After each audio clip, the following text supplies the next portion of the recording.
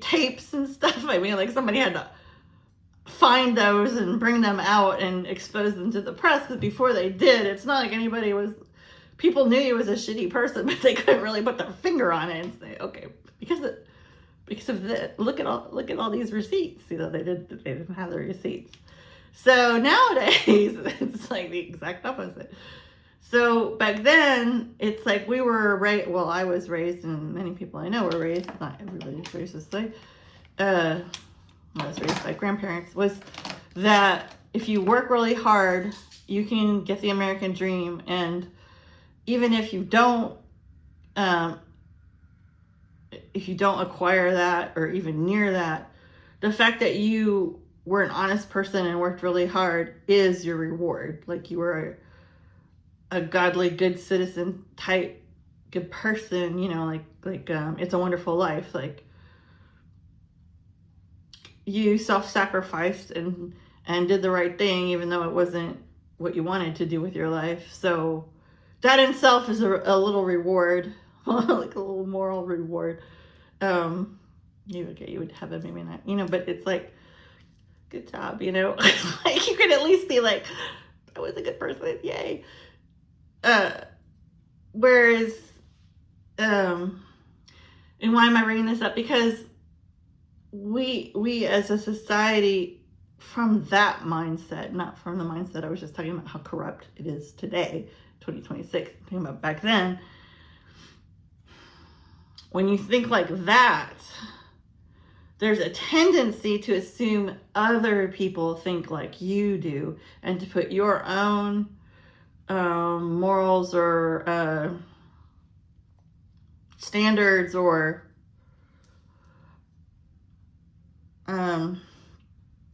perceptions, I guess is the word I want, onto other people, because you just naturally assume that other people share said characteristics, right? Because that's how you are, from your prism of your glasses, that's how you're perceiving things. And the problem with this is that we end up imbuing people who are actually extremely toxic, selfish, and deeply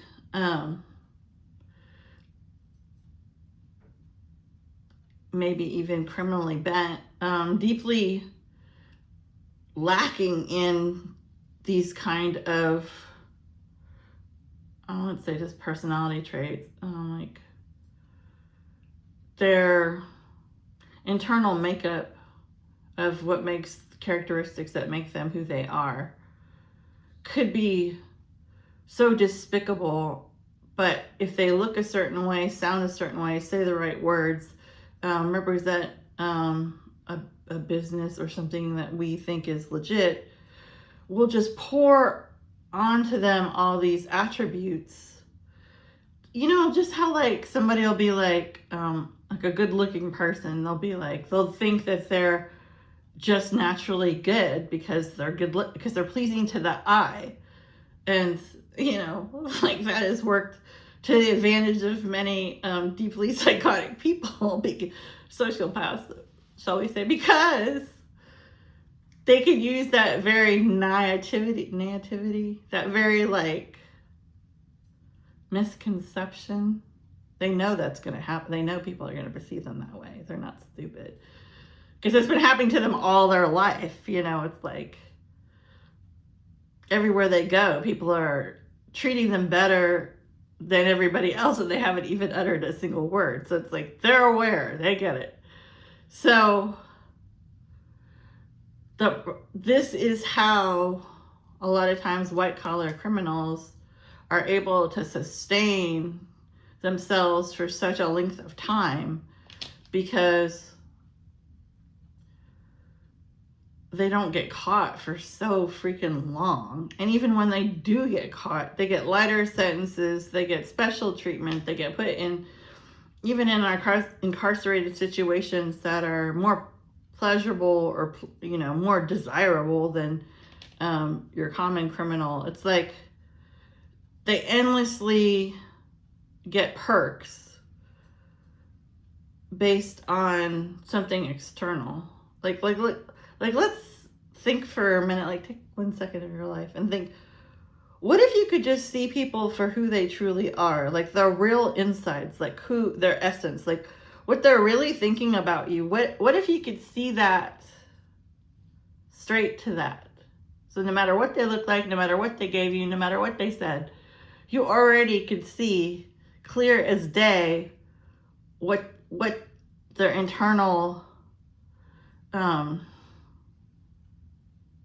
desires and plans were for how they were going to be in the world and how they were going to treat other people, or the places they worked or whatever. Like, what if you could just see that instead of seeing their outward appearance or whatever societal things we think people should have that make us trust them?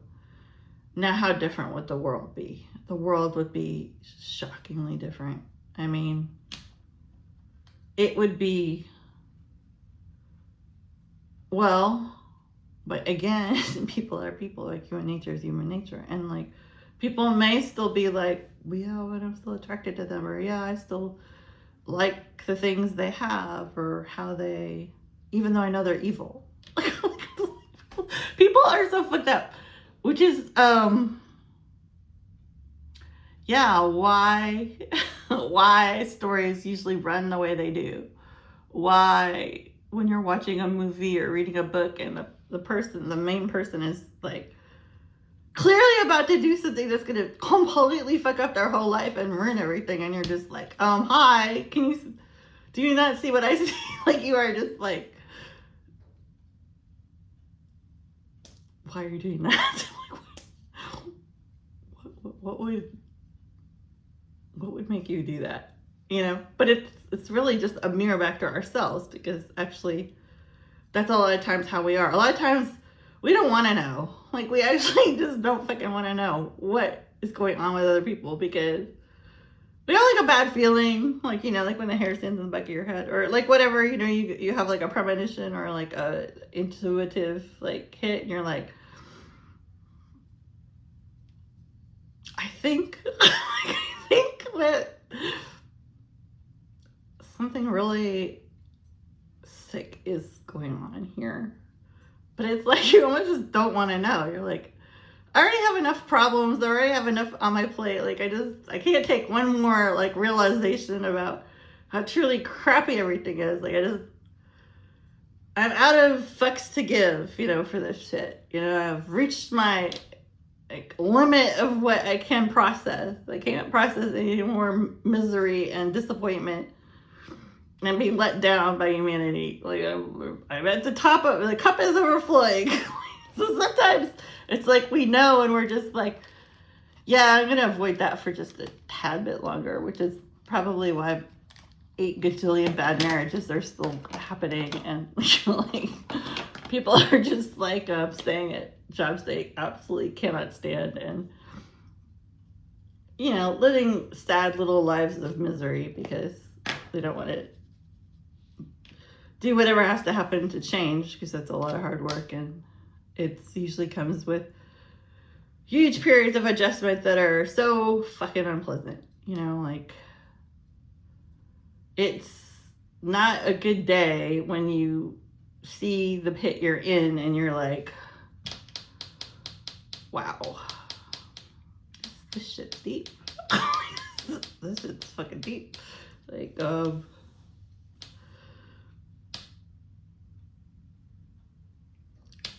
wow. So it's like, sometimes people are just like, look the other way, let's just say. Or they just don't want to get involved. A lot of times people don't want to be involved. Like, if you have a boss who's like totally,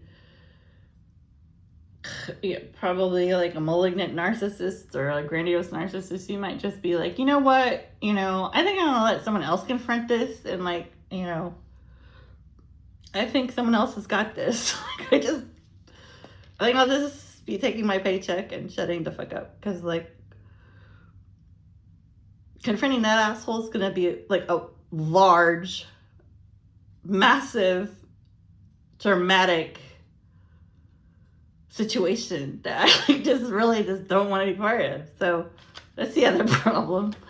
Okay, so when you think about it, white collar crime doesn't mean less serious, which that's the other problem with white collar crime is a lot of times people think, well, it's not like the robbery I was in and the assault I was in where I was pistol whipped and had an immediate head injury, and there was blood everywhere and it was just like super dramatic.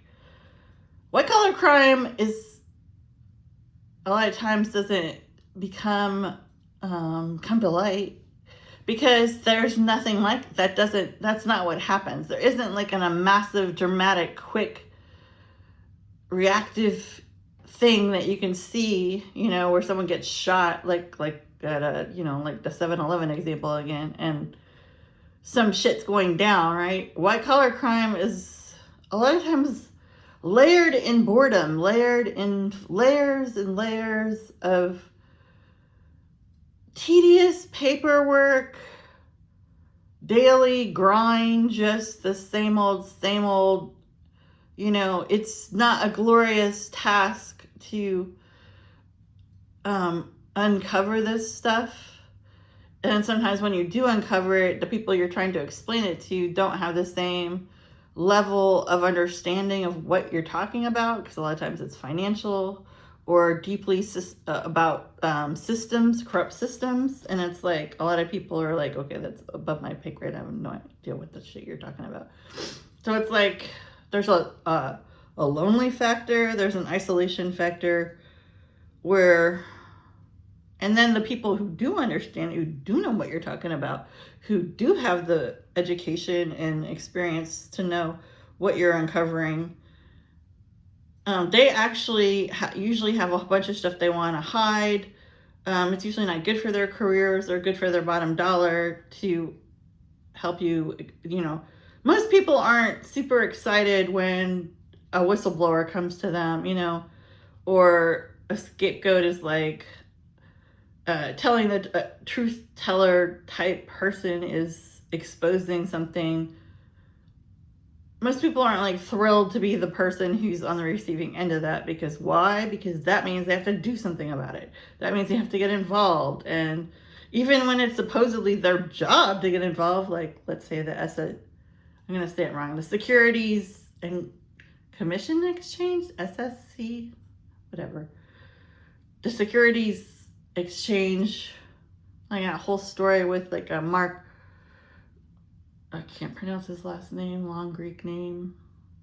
Mark Stephanopoulos? No, I don't know if I'm saying it right. The one who exposed Bernie Madoff. It's like, well, what did he took his proposal to the higher ups who were supposed to be in charge of checking stocks and trades to see if they were legitimate. They took the Bernie Madoff stuff to them, like, I think it was 7 times over a 5 to 6 year period. And it's just like, they didn't even run the numbers one time. Nobody did anything.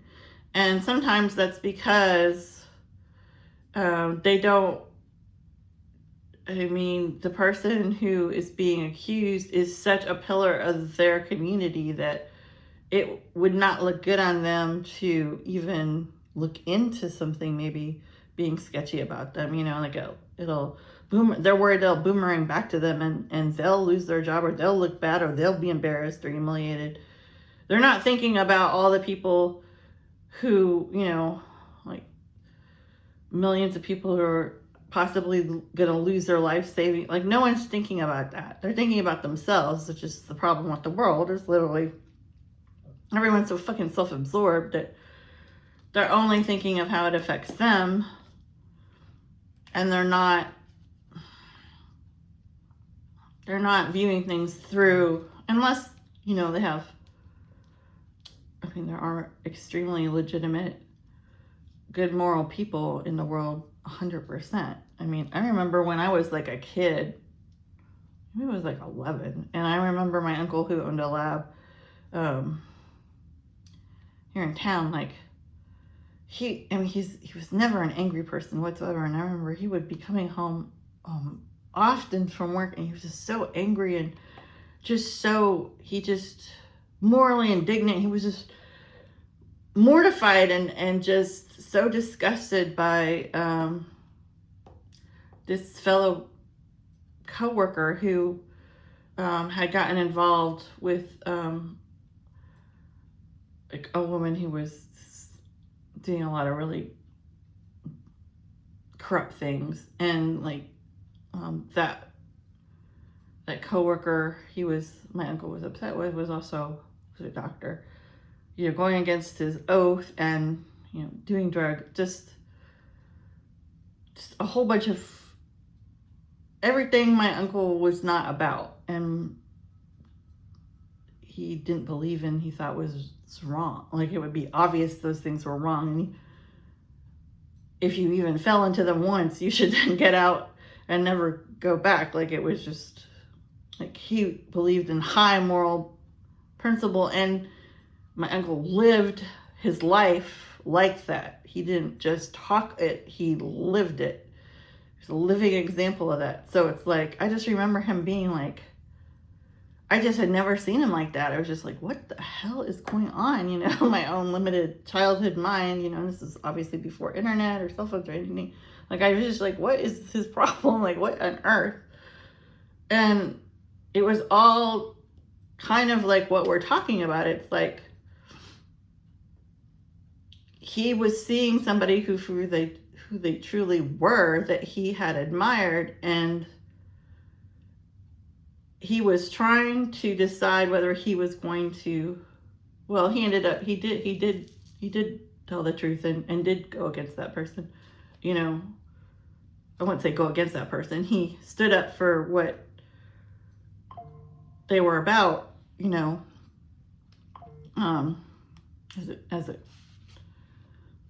as a practice. I guess, and it wasn't really a choice he had to make, because he was always going to do that, because that's just his principles and who he was as a person. Like, he was incapable of not being on the side of truth. Like, that wasn't something he was capable of doing. But as I just said, like, the misery that he was living in on a daily basis, how deeply unhappy he was with what, the practice he thought he was part of was, the product they were producing. It was like corrupted, and he was devastated and shocked, and just more than anything, he's angry and distraught because he was so let down by what people are capable of. Like, he was genuinely lost and lonely because he was like the only person who was going to do anything about it. And so, eventually the authorities got involved, and there was a court case, and it all went to shit for this other person. So in the end, and that didn't have anything to do with my uncle, but it was like just the natural but that took a long time. Like, that's what I'm talking about. That took a long time to come to fruition. Many times when we do horrible, shitty things in our lives, we don't get our karma right away. We get it later down the line, And so, the same with that situation. All right, so what else about? Okay, so the other thing about lower level criminals, they're usually thrill seekers many times. I mean, white collar criminals are thrill seeking too, but it's more like dopamine hits, or power, glory, gain, prestige. It's usually how other people perceive them, their image, their ego, that kind of thing. Lower risk people, it's more about the immediate pleasure or escapism that they receive, an immediate result.